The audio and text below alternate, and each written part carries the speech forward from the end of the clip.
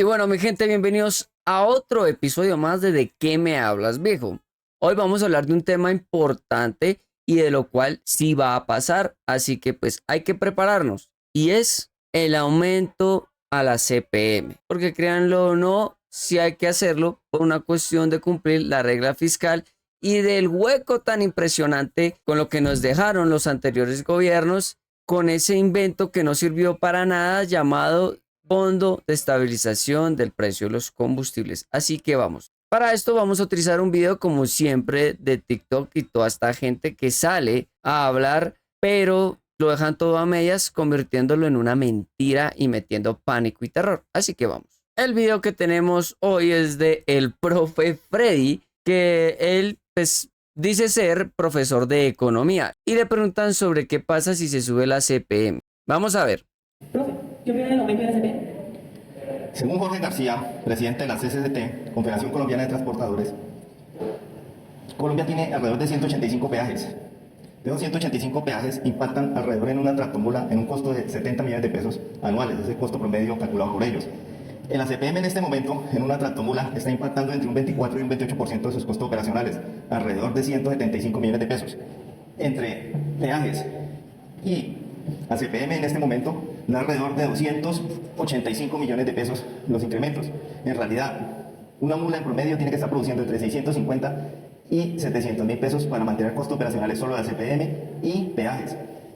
Cualquier variación en la CPM, aumento en el costo de la CPM, va a impactar más que proporcionalmente en el costo operacional de transporte de carga, Sí, correcto. sobre todo en los carros de tipo pesado tractomulas, que se va a ver reflejado en una mayor inflación y un mayor costo de vida en este país. Bueno, ya lo vieron, ¿no? Ahí está el profe, ¿no? Menos mal que le preguntan qué opina, ¿no? Porque pues si utilizara más datos, bueno, no es que quiera decir que no esté mal lo que dijo, está bien, todo eso tiene razón en lo que está diciendo este señor, pero lo que pasa es lo siguiente, y me explico. Desde que he estado haciendo contenido en TikTok hasta la fecha y que me pasé aquí a YouTube, todos los que han aparecido creyéndose economistas o haciéndose pasar por uno, traders, que esos son los peores porque creen que saben más que una persona que estudió economía, y ahora están saliendo profesores como este señor y todos cumplen la misma regla. ¿Cuál? Que siempre que se les pregunta sobre eso, solo van a hablar de lo malo, lo impositivo, pero nunca van a hablar del por qué se llegó a ese punto de tener que subirle, por ejemplo, a la CPM, que eso es remontarse a la historia. Y nunca, pero nunca en su vida van a dar una solución al problema. Listo, si quieren mantener el subsidio, se les mantiene, pero ¿cómo se va a mantener un subsidio regresivo? Nunca dan soluciones. Entonces simplemente quedan como gente quejándose porque, ajá, entonces eso lo que hace es meter pánico a la gente. Entonces, ¿qué vamos a hacer? Lastimosamente que hay que subir a la CPM, sí. ¿Por qué? Porque lastimosamente ese fondo de estabilización lo único que hizo fue generar un hueco fiscal y se tiene que cumplir la regla fiscal para que el país no esté más endeudado. ¿Listo? Pero pues vamos a hacerlo de la siguiente forma. Nos vamos a remitir al pasado y después nos volvemos al presente para dar un claro contexto de por qué se debe hacer esto. Empezando porque los invito, en serio los invito, a que lean este documento de la Universidad de los Andes, Facultad de Economía, con este título: Fondo de Estabilización de Precios de los Combustibles, Impacto Macroeconómico e Incidencia sobre el Consumo de Recursos Energéticos. Esto lo hicieron en noviembre del 2023 y precisamente recapitula todas esas cosas buenas y malas que tuvo esto. Con sus conclusiones simplemente dice que no fue lo que no aportó casi nada y lo único que hizo fue pues dejar endeudado al país. Pero si quieren algo más corto, porque sé que a veces mis opositores lindos no leen,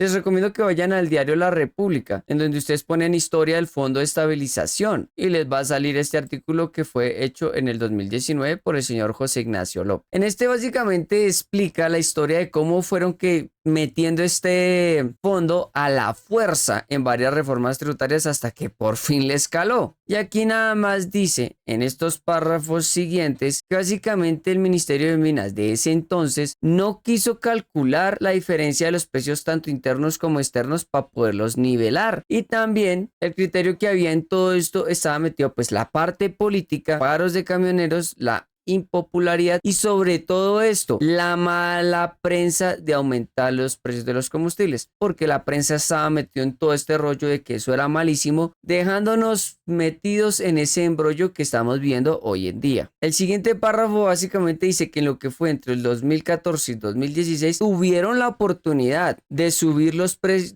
con el superávit que había, bajarle a esa deuda, pero pues no quisieron. Y en este último dice que para el 2018 la FEP ya acumulaba 14.6 billones y que al finalizar ese año iba a llegar a 19 billones. Y la misma Contraloría pedía que por favor extinguiera ese subsidio, pero pues obviamente este señor Duque no quiso y pues ya sabemos en qué terminó todo esto, en una deuda mucho más grande. Es que hasta en artículos como en El Tiempo, y precisamente para esos años, noviembre del 2016, ya la Contraloría revelaba los déficits que traía esto y que básicamente estaba exigiendo que por favor quitaran esto, pero pues como les digo, no quisieron y simplemente dejaron que ese hueco fiscal aumentara. Ahora, ya vimos la parte del pasado y ya estamos entendiendo que esto fue hecho a las malas, a las patadas, y que esto nunca fungió como algo para estabilizar el precio, sino simplemente como un subsidio regresivo, que lo único que generaba era deuda al Estado. Ahora sí, vámonos al presente. Nada más viendo este documento sacado de la Secretaría del Senado, actualidad del Fondo de Estabilización de Precios de los Combustibles en Colombia. Esto fue un estudio que se hizo en agosto del 2023, en el cual cuando bajamos al punto 7 que dice la FEP y vemos el déficit acumulado, nos dice que desde su creación hasta el 2019 esto fue acumulando mucho dinero y que nunca sirvió para su propósito. Y esto es hecho con la Contraloría. Y aquí abajito nada más vemos cómo esto empezó a generar, cómo empezó a dar datos negativos, negativos, negativos, y cómo después de que entró Gustavo Petro, esto se fue achicando y se tiene que seguir achicando porque hay que cumplir con la regla fiscal, lo cual está haciendo Gustavo Petro.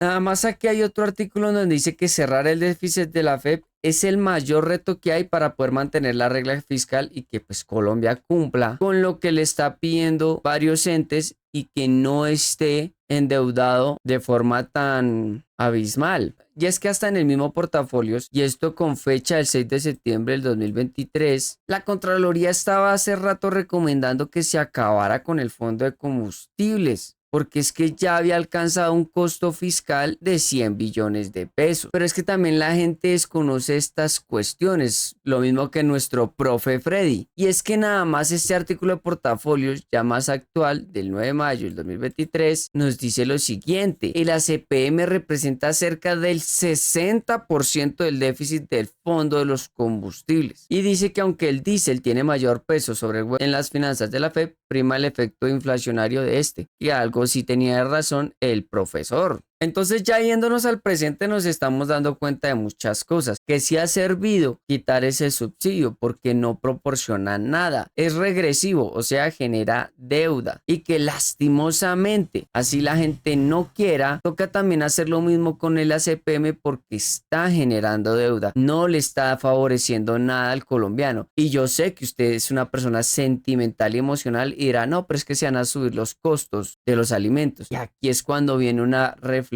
para ustedes y también para nuestro profesor de economía. Y es que primero que todo, el colombiano y usted, mi querido opositor, se tienen que responsabilizar por sus elecciones en años anteriores, porque ustedes fueron los que eligieron a esas personas que crearon ese fondo de estabilización para joder y endeudar al país, que no buscaron soluciones alternas para eso, sino decidieron, vuelvo y lo digo, endeudar al país. Y que ustedes también tienen la culpa, no solo por haber elegido a esa gente, sino porque ustedes y todo el colombiano sufructuó eso y se aprovechó también de eso y se benefició de eso, de esos precios bajos para poder salir, pasear, andar en su coche, carro, moto, transportar carga, etcétera. Entonces ahora nos toca a todos nosotros como colombianos si es que en serio ustedes son patriotas como dicen ser, responsabilizarse de eso y aceptar que tenemos un problema con eso y que hay que quitarlo para que no joda más al país a nivel económico. Y por ende ya sabemos lo que ha pasado de aquí en adelante. Los anteriores gobiernos no quisieron quitar eso, siguieron con sus deudas y se hicieron los locos, dejando otra vez eso a la persona que sí se puso los pantalones para poder afrontar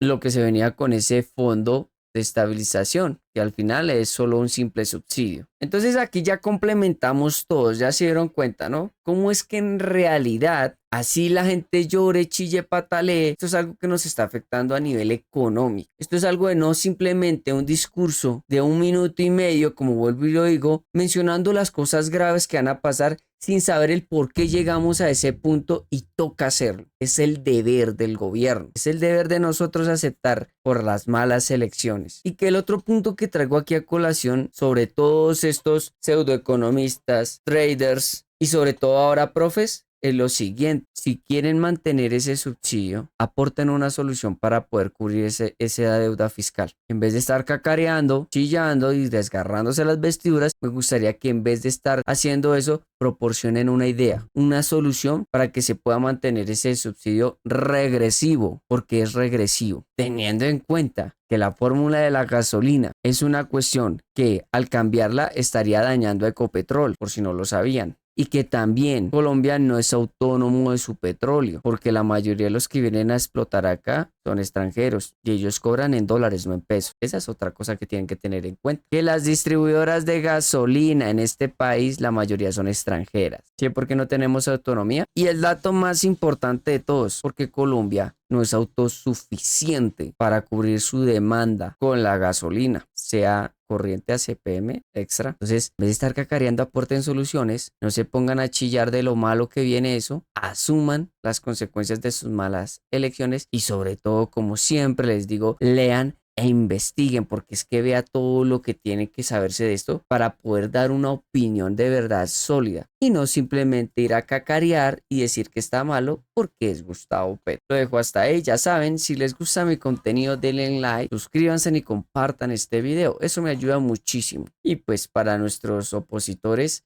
no siendo más, nos vemos.